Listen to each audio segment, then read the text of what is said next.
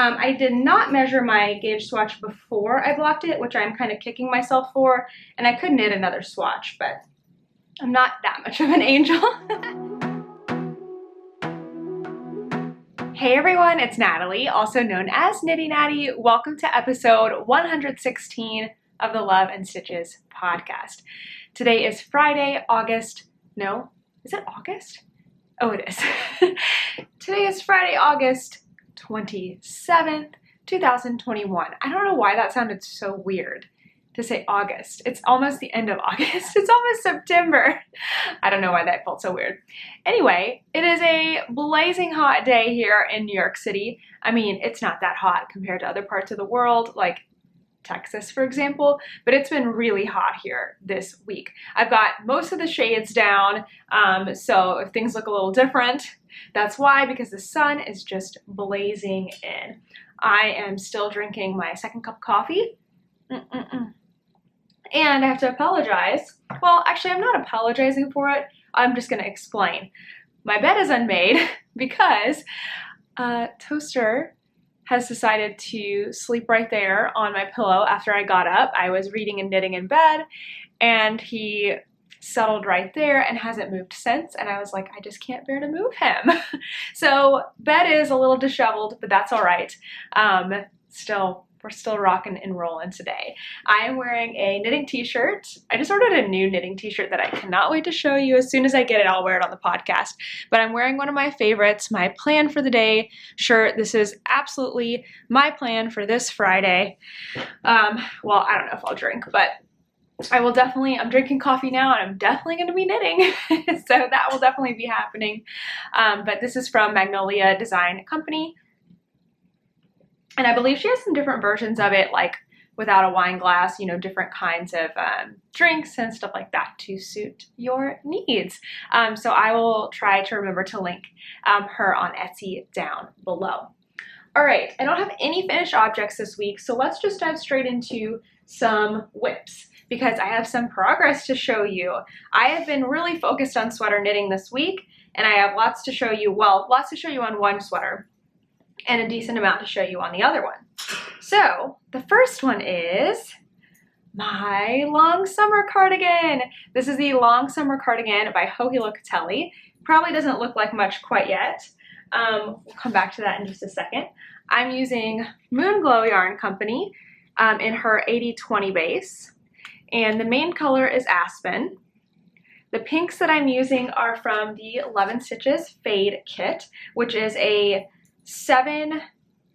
a kit of 7 50-gram mini skeins, so 3.5 skeins total, that you can use for whatever. You can use it for the long summer cardigan. People are making shawls, people are making sweaters out of it, but it's all pinks, as is Love and Stitches, so it's really great. So from last week, I was right here with my flamingo marker, and so I finished up the back section and started working on the fronts. I've got the entire right front here completed, and I am almost at the same point with my left front. I was just working on it here this morning. I've got about 10 rows to go, and then the whole top part is done. I did put it on over my head. We can do it here on camera too. I tried it on over my head just to see like how things are going. Be really careful when you do this. So I've got the back on 24-inch needles and the fronts on a 32-inch needle, and one's just hanging out while I knit on the other. Should probably put stoppers on it, but I did this morning and it was fine.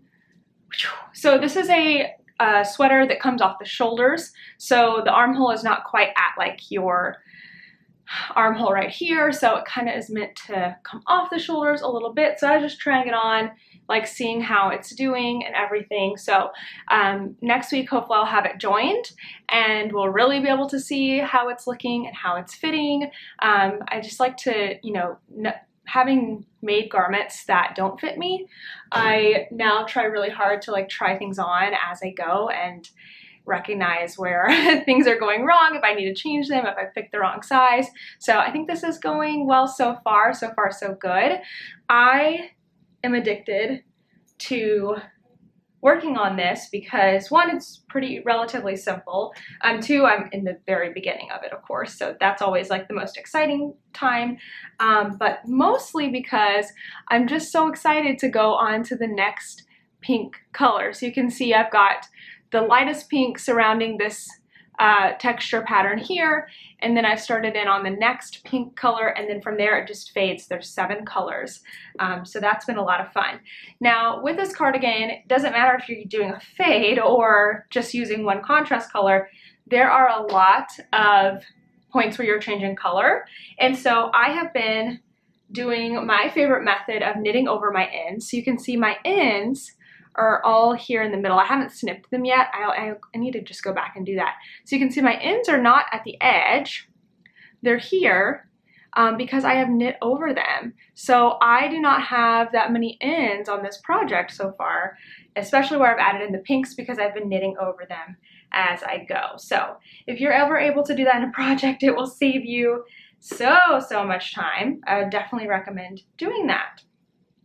So very pleased with my long summer cardigan progress. This is definitely one of those projects where you got to keep up the steam because it's going to be a long one. It is going to be a long one. It's a lot of knitting, So this one's really fun. We're doing a class on this right now, a mini make-along, and everyone's doing great so far. We're going to meet for the 3rd time this upcoming week, and it's been really great. I like having this kind of casual class. Oh, and I was originally going to put my different colors into baggies. So with a fade set, sometimes the colors are really similar because when the dyer makes them, they might just take away like one shade of the color, and so they're really close.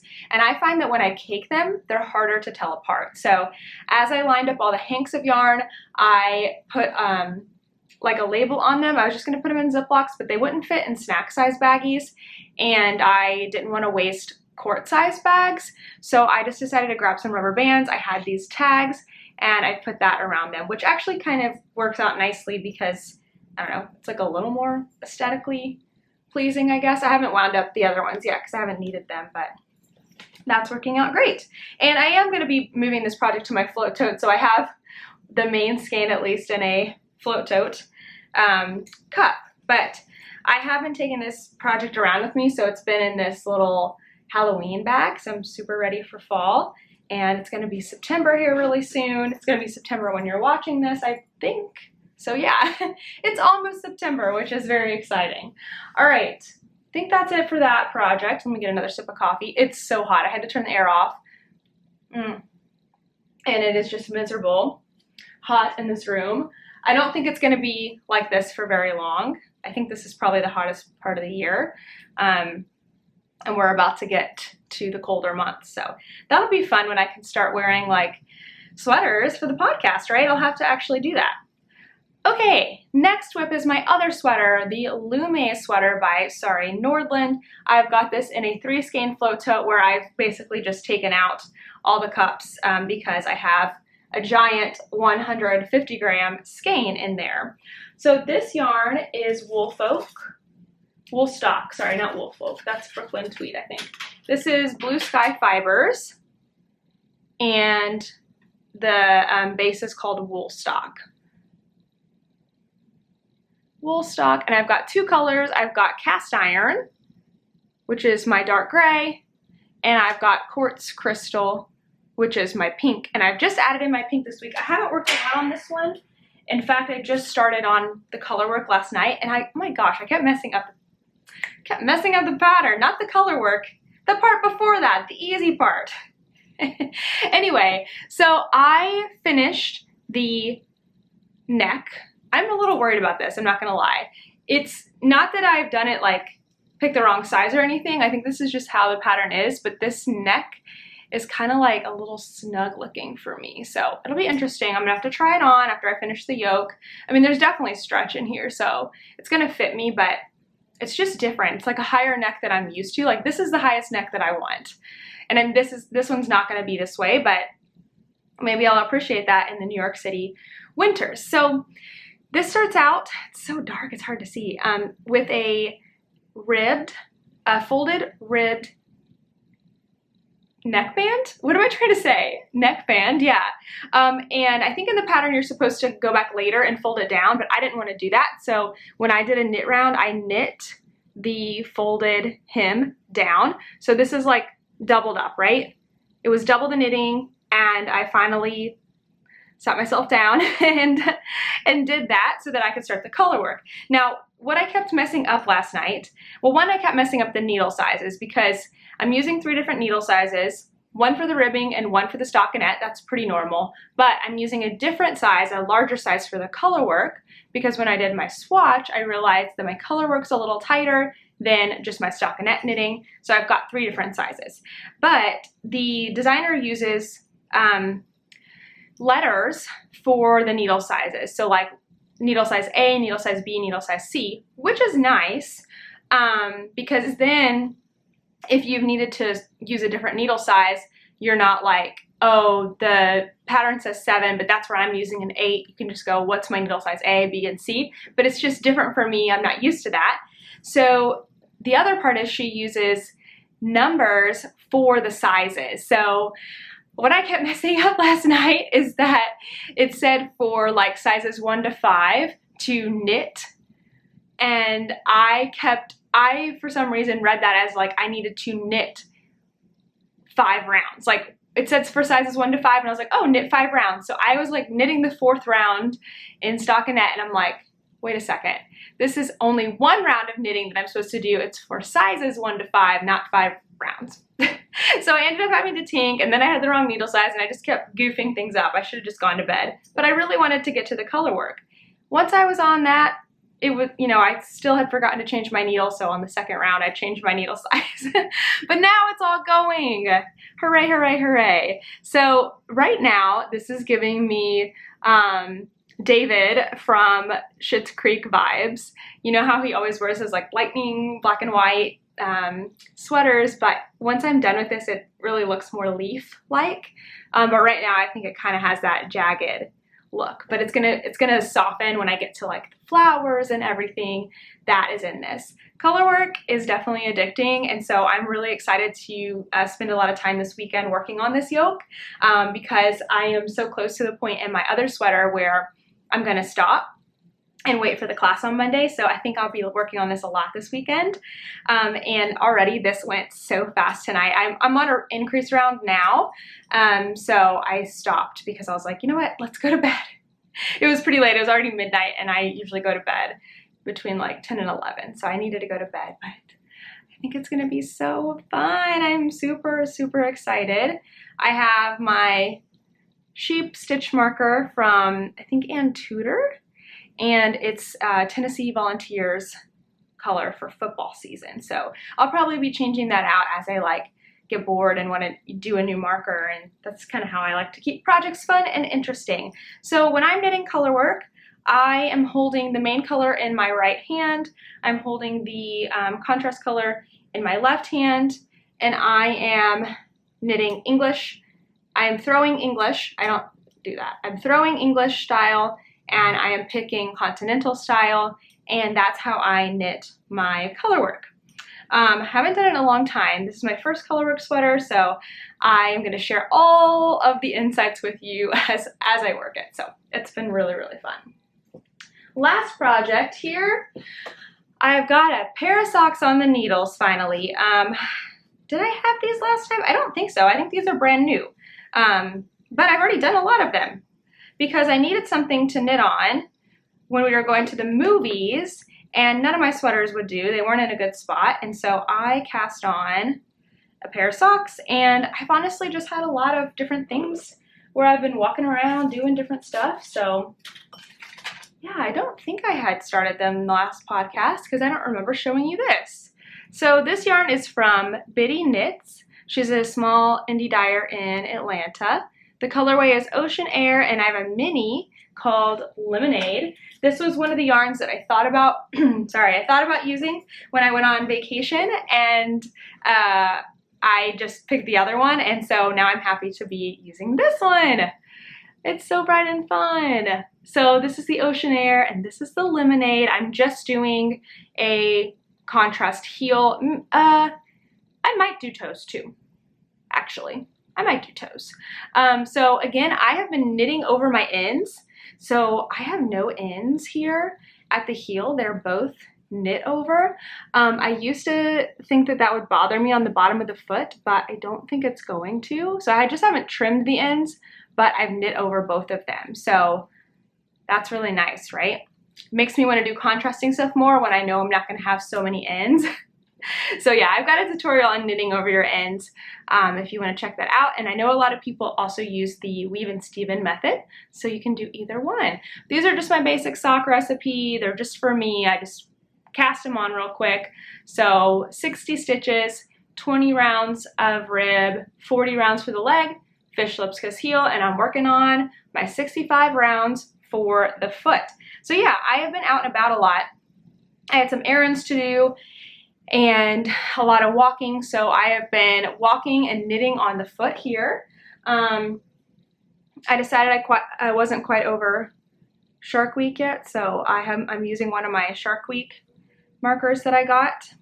It wasn't an official Shark Week marker, but I don't know, I just thought that would be fun with the ocean air. So there we go, marking that.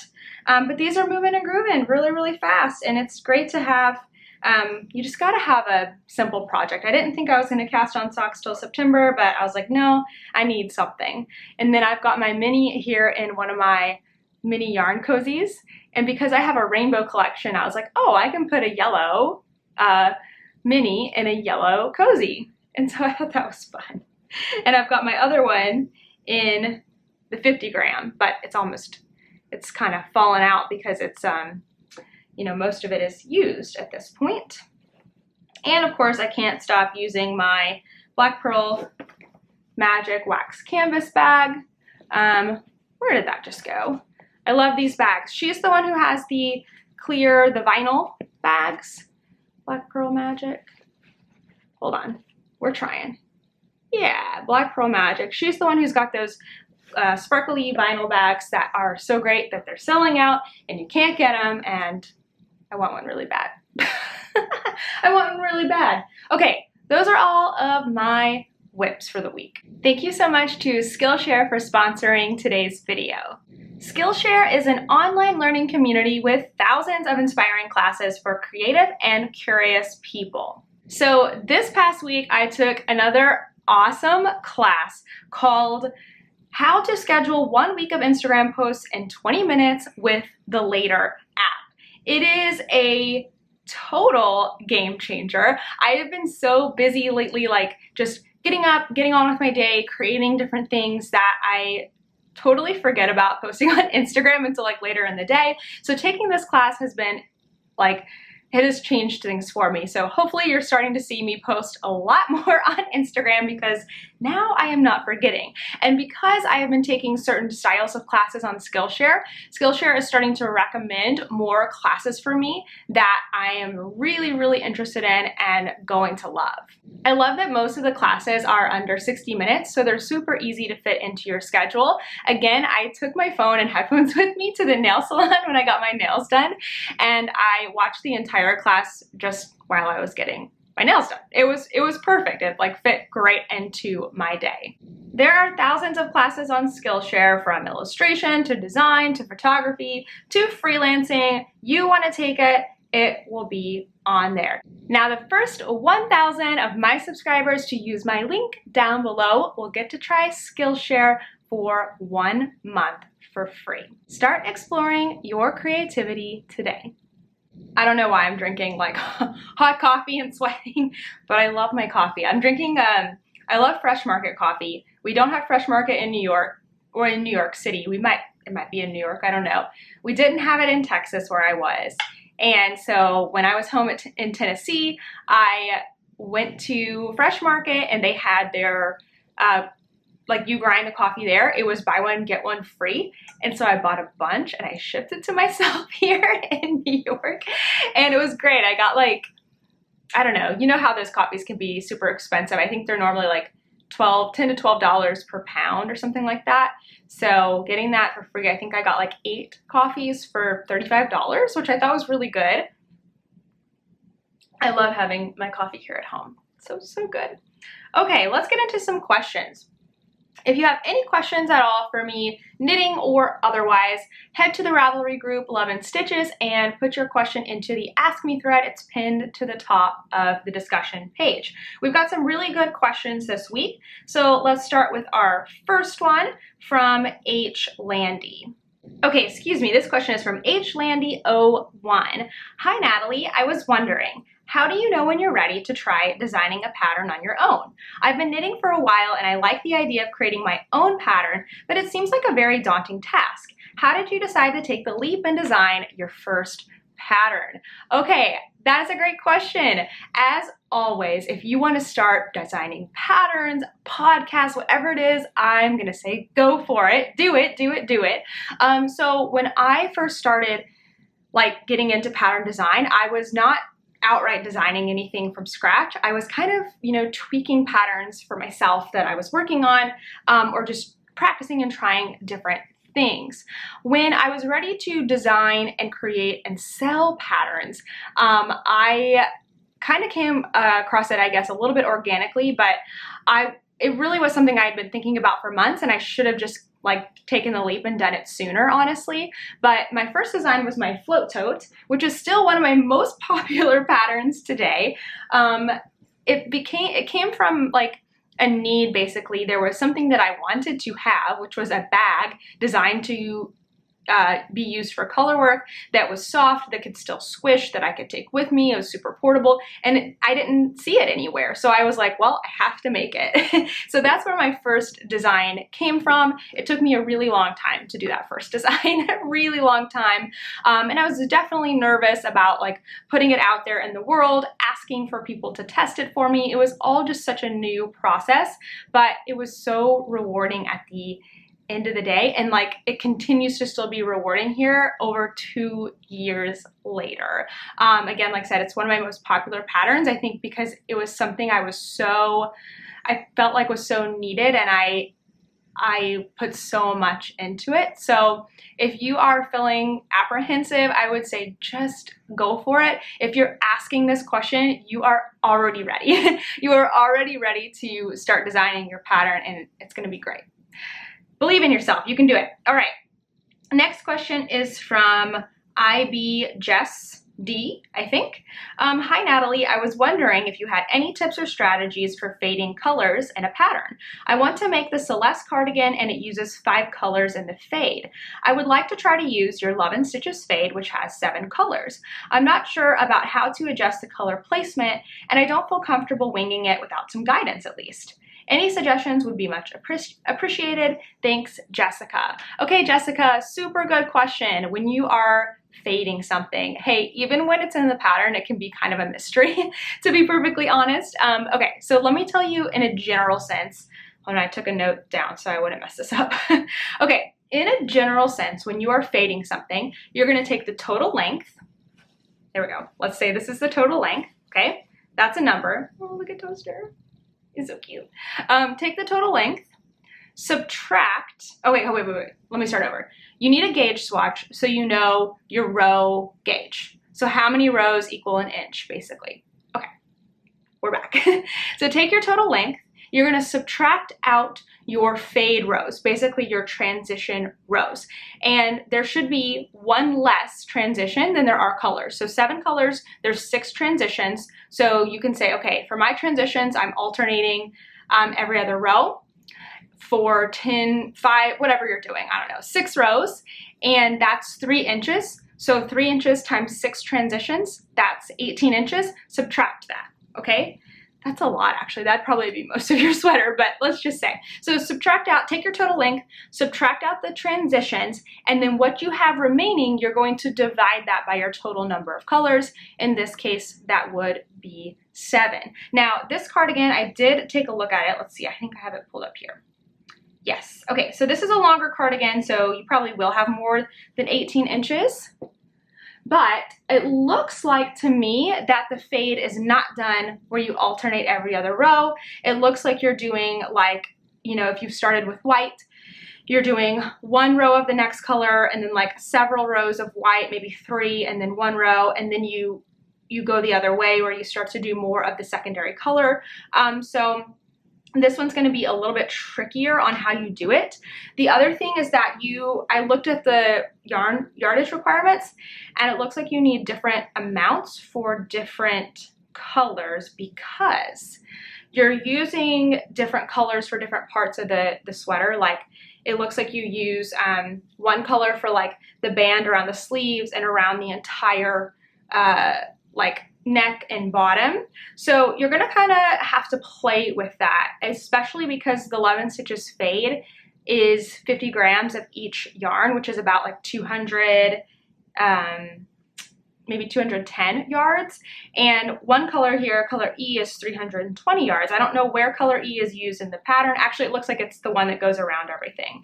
So the total length minus the transition divided by your colors is a general thing, but there's always other factors that come into play, like where you actually are in the pattern. A lot of times we don't want to fade over like sleeve transitions, or we want to save one color to use for the bands. So you're going to have to look at all of that. So my suggestion would be, since color E needs more yardage, I would save 2 colors as color E and use like one around the armbands and like maybe one around, you might need 3 colors. You might need like one around the armband, one here, one at the bottom. I'm not really sure.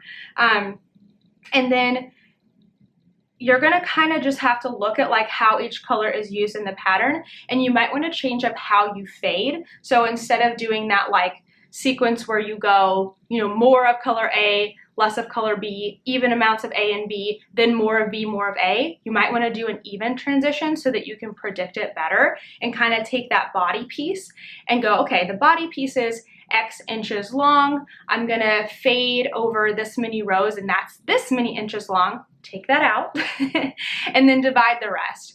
It is going to require some math, but I think it's going to be really, really beautiful. Now your other option, it's a little bit more unpredictable, but your other option could just be, I'm going to start with color A and I'm going to use it until I have 20, I don't know, 30 grams left or something. And then I'm going to fade it with the next color. And when it runs out, it runs out. I'm going to use color B until I have same 30 grams left. I'm going to fade it with the next color, and then you just see what happens. And you just kind of like, as you approach the end of the sweater, if you need to make a couple adjustments, you can make it a little longer, a little shorter, then you do that. Again, I would still save some colors for those borders because I think you're really going to need it. And just keep in mind that the fade set on its own is, it's 3.5 skeins, so it's like 1,800 yards. Oh yeah, so you should be okay as long as you're making one of the first 3 sizes. So if you're making one of the other sizes, maybe add in like a full skein of something too. And that could be really good for your border as well, like to add in one more color as your the bands so they all match. I don't know. So there you go. There's a couple of suggestions. Hopefully that was helpful and not too long-winded. Okay, back to the questions. Next question is from CraftyB83. I love the rhyming. Hi Natalie, I really enjoyed your latest video on the 5 tips to do before knitting a sweater. It was so helpful. I wanted to ask about a yarn choice. The designer gives suggested yarn, which was used in the pattern in the gauge. Oh wait, what? Hold on. The designer gives suggested yarn, which was used in the pattern, and the gauge would be based on that reading. Okay. Do you use the same blends that the designer uses, or do you choose your own blends for that yarn weight? And if you choose your own to get the right fit and shape, is it still all about gauge swatching? For example, if a pattern calls for wool cashmere silk blend, but the yarn you have is a wool nylon blend, how do you ensure it's still the right fit? Thanks so much, Becky from Ireland. Hi, Becky from Ireland. Sorry that I had such a hard time reading your question. It wasn't you. It was possibly me and the coffee. Okay, so great question. So I used to think that as long as you had the same weight yarn, you could knit the pattern the same. So I made this mistake for a while, even working at a yarn store and helping people with yarn substitutions. I'm like, oh, you have, you know, worsted weight yarn suggested in the pattern. All you need is a worsted weight yarn. Doesn't matter what fiber content it is, but that actually can make a huge difference. So I do think that fiber content is an important factor, but you don't necessarily have to have the exact same yarn and brand or the exact same fiber blend. But if you do choose to go a different direction, then there's a couple things you need to be aware of. So something that I missed putting in that video, if you haven't seen it, I have a video on 5 things you should do before you knit a sweater. One of them is gauge swatching. I didn't put in there that you really should measure your swatch when it's before you block it. Write that down and then block your swatch and see what happens. How much does it grow in length and the width a little bit too, but how much does it grow in length? Because that's really going to help you when you're making that final sweater and you're measuring things like the armhole, like how much will it actually grow to, the length, or the sleeves, how much are they actually going to grow to? That can be very, very helpful. So especially when you're switching the yarn bases, because then you can know, like, well, your example of the cashmere and silk, you know, that might stretch a lot, whereas yours is not going to stretch quite as much, and you can compare it with the schematics. So let me give you a more concrete example. So I am knitting my long summer cardigan, right? And the designer used a silk blend, okay? So the designer used a silk blend, and I am using a wool nylon blend.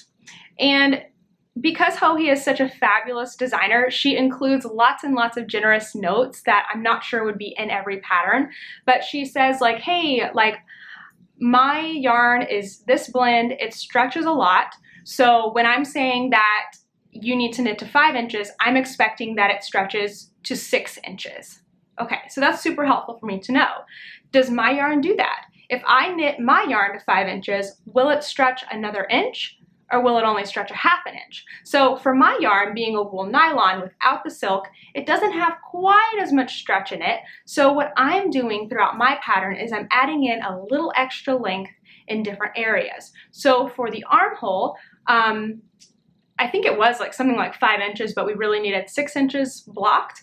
I'm like, well, mine's not gonna stretch quite as much, so I'm gonna knit an extra ½ inch, and then I know mine will stretch a ½ inch, not a whole inch, because it's a different blend. I did not measure my gauge swatch before I blocked it, which I'm kind of kicking myself for, and I could knit another swatch, but I'm not that much of an angel. But I am like factoring that in. When I knit the body of the sweater, I'm going to expect it not to stretch quite as much as the designer's blend of silk, and so I'm going to knit it just a little bit longer, just a hair longer, maybe a couple inches than the designer has it, so that I will have it stretched to where it needs to be. So the biggest thing is, if you want to aim for a similar blend, you don't want to go way off. Like if it's a wool nylon and you decide to do cotton, that's going to behave very differently. But as long as you can get close and then take those precautions of knitting a gauge swatch and measuring it before and after blocking, so you know how it's going to behave, that can really help. Next question is from Mitts and Socks. Hello, Natalie. I really want to participate in the fall garment make-along, but I'm not sure what yarn to use for a sweater. I'm having trouble finding a budget-friendly yarn that's still good quality. Do I have to splurge on really expensive yarn to make a sweater that will last? Thank you so much, Natalia. I like your name, Natalia. So no, you definitely don't need to splurge on a super expensive yarn to get a quality sweater. So here's my opinion on the matter. I personally would not make a sweater out of 100% acrylic yarn anymore, unless it was for a child, because that's just something that I don't enjoy. I don't enjoy working with acrylics, 100% acrylic yarn most of the time. And I found that it feels very stiff, and it doesn't drape or fall the way that I like my garments to flow. So 100% acrylic I might steer away from.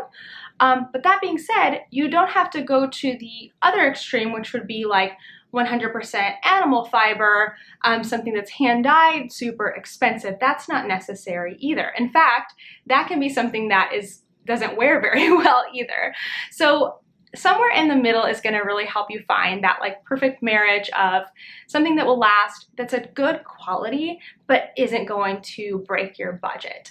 So you're going to want to look for either natural fibers that are commercially dyed. That makes them a lot less labor intensive, therefore not as expensive as hand-dyed yarns, or something that is a blend.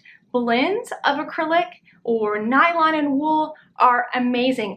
One of my favorite yarns is Superwash Merino, which is a wool, and nylon. I love that. It's my favorite for socks. It's amazing. This yarn that I'm working with is 80% wool and nylon. I love it. So blends are going to be really, really helpful. Now these are hand-dyed yarns, which again makes them labor intensive and more expensive, but some really great commercial companies that offer beautiful, rich hues and also natural yarns. Knit Picks, Barocco. I know there's a lot at like big box stores too that are blends of wool and acrylic that are going to make fantastic sweaters. So you definitely don't have to break the bank in order to do this. So if you want to shop online, you can go to Knit Picks. If you want to go to a yarn store, you're going to find hopefully some Barocco there. If you want to go to a big box store like a Michael's or a Joann's, I think Lion Brand, I'm not super familiar with the big box stores, so maybe we can get some help here, but I know that there are more commercially made natural animal fibers, and those are going to just block and look a lot better. So you want to find the balance between, making something that you're going to love and wear and not overspending on it. I do think it's worth to invest a little bit more into a sweater than into another like type of piece, just because you want it to really look and feel good on you, because you're going to spend so much time on it. So hopefully that helps. If you have any specific yarn suggestions for Natalia, please let us know in the comments. All right, I think, is this our last one? Oh, 2 more questions. Okay, this one's fun because it's not a knitting question. Hi, Natalie. Oh, this one's from Emily Presley. Hi, Natalie. I noticed in a video that you have a little teapot for your tea. How do you make your tea? Do you use tea bags or loose tea? How do you take your tea? Cream, sugar, or creamer? I think I want to get a little one-person teapot for my tea, and I just wanted to know how you use it.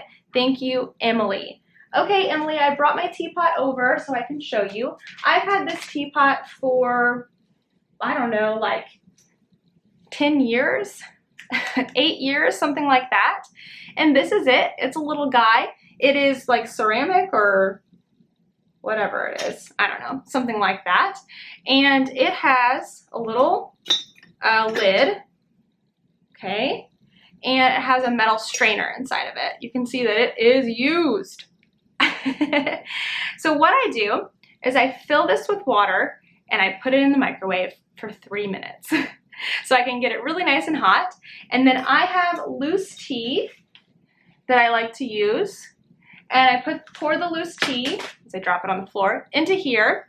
Comes out of the microwave. Obviously don't microwave it with the metal. And then I pop that in there and I stick the lid on and I let it steep for a while, and then I continue to let it steep. I'm not a good tea maker. Like, I'm not like a proper tea drinker. So I just like leave the leaves in there, like as I drink the whole thing. I just pour a little into my cup at a time because this keeps it a lot hotter. So that's how I make mine. I just make it in the microwave. I usually don't put anything in my tea, but sometimes I will add a little bit of unsweetened plain almond milk, depending on the type. This one right here is a green tea, lemon raspberry green tea. I like Plum Deluxe for their teas. It's a tea subscription, or you can just order straight from them. But I usually don't put anything in my tea. I haven't been drinking a lot of tea lately because now I have only caffeinated teas, and I'm trying to drink those up, but I don't really want to drink tea during the day because it's hot, and I can't drink caffeinated tea at night, which is when I usually drink tea. So at nighttime, I've just been drinking like bagged peppermint tea, nothing really that special. But that is how I take my tea. Okay, last question. This is from Josephine's Roses. Hi Natalie, I'm so happy that you started a new make-along for garments. I've had this for some time now, but lately it's just been laying in a bag in the corner of my room. I'm at the point that I need to pick up stitches for the neckline, but I just don't know how to do that. I'm afraid I will end up with holes like I did when I tried to pick up stitches for the heel flap and gusset. Do you have any tips or can you recommend any YouTube tutorials for this? Okay, so here is her project. It is a tank top and it looks like she's going to be picking up around the neckline. You know, it actually looks pretty good how it is right now. Your edges are really even. To be perfectly honest, it looks pretty nice. So picking up stitches is definitely something that is different for every single project. So whenever I'm picking up stitches, I'm just taking a lot of time and care in making sure everything looks good. So I will like pick up a few stitches, I'll spread them out on the cord, I will look at them. If it doesn't look right, I will take it back and do a few more and just try different things to make them look really, really nice. As you're approaching like different areas, maybe like that V in the front, you'll kind of have to play around with different ways to pick things up. But remember, when you knit, it's going to kind of fill things in. If you're picking up like every few, like usually, again, it just depends on the project, but I might pick up like 3 spots in a row and then skip one, or 2 spots in a row and then skip one. It just kind of depends. But I don't know any specific tutorials for this. It's always been a trial and error thing for me. My guess is that Very Pink Knits has a tutorial on picking up stitches at the neckline because she's got a tutorial for everything. So you might want to check her out. And then of course, if anyone has any suggestions for Josephine, please let us know because you guys always have the best information out there. So leave a comment down here if you have a suggestion for a tutorial for neckline, picking up the neckline, or if you just have any tips. Let's check in with Little Toaster. His eyes are like, oh my gosh, she's so cute. I'm never gonna get to make the bed today. Oh well, no, I'll probably make it later when I take him out after this. Okay, so let's talk about news. We have the fall garment make-along currently ongoing. By the time you're watching this, we'll have a little over a week left in the first month of the make-along. So just make sure you're getting onto Ravelry and chatting in that chatter thread. The more you chat, the more chances you have to win one of our awesome prizes. Or you can use the hashtag fall garment make-along on Instagram on your posts. Okay, I have a few projects I wanted to highlight this week as I was going through the Ravelry chatter thread. The first one is, and I will have all of their projects linked in the description box below if you want to go check out these different patterns. Okay, the first one is King 2192's Wool and Honey. Oh, it's so pretty. I love this wool and honey pattern, and I love the bright orange color. It turned out super nice. The second one is from Hand Knits by Abby, and it is Henry's first sweater. She designed it using Bellish, which is super cool, and her baby could not be any cuter. I think I reposted this on Instagram too. I was obsessed. The next one is from Julia Just Breathe, her branches and buds pullover. It's looking super, super cute, Julia. I love that. The next one is from Moonshine SO, her folklore cardigan. Honestly, this photograph looks like it's from a magazine. It's so beautiful, and I love how it turned out. And the last one is Citroma's Crush sweater. This looks super comfy, and I love that it has those different pockets. So good job, everyone, on your sweaters. Again, you don't have to be finishing anything during the fall garment make-along. Just be knitting on your whips, but of course, we're here to encourage you if your goal is to finish something. And I've had this question a couple times because this is a 3-month make-along in 3 different installments. I've had the question, can I work on the same project the whole time, or do I need a new project for each month? You can work on the same project the whole time as long as you're working on it within that month of the make-along. And make sure it's not just like you work on it one day. Make sure you're working on it several times a week, just because, again, we're encouraging each other to work on those garment whips and hopefully get some things done. All right, I have a new video this week. It is an updated sock tour. So not only am I taking you through all of my socks in my collection, I'm at least showing them to you. Again, I've got all my socks and all of my projects linked on Ravelry. I'm also answering various questions that I got on Instagram about sock knitting, about blocking socks, about storing socks. So lots of good information in that video. I'll leave the link in the description box for you to check out. I just love him. Coming up, or currently happening, the membership for September is open September 1st through the 3rd. So if you're watching this on Thursday or Friday, there's still time to sign up.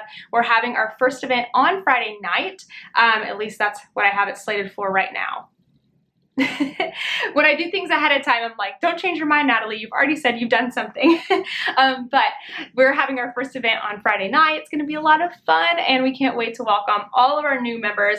And if you missed September, it will be opening up again October 1st. Okay, now here's something really, really exciting that is happening on Friday, September 3rd at 12 p.m. Eastern time.